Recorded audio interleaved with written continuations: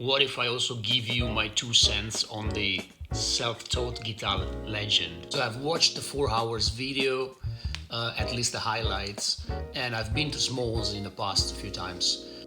So my take on this is that despite the final heckling that happened when things escalated and he insulted someone, on every step of the standards that he was attempting to play,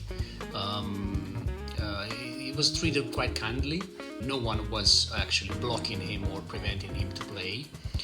In the spirit of Smalls Club, I think the show goes on, the standards keep rolling, and pretty much everybody has his turn to play and improvise, on standards.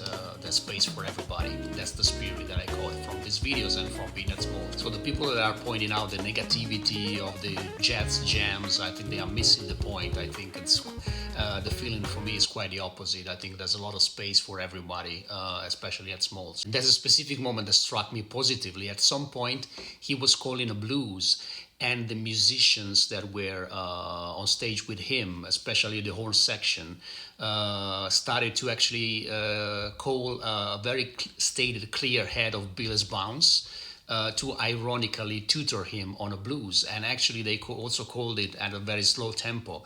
So he had all these chances to actually improvise on Billy's Bounce. When it was his turn to solo, of course he showed that he didn't have a lot of language even on the blues.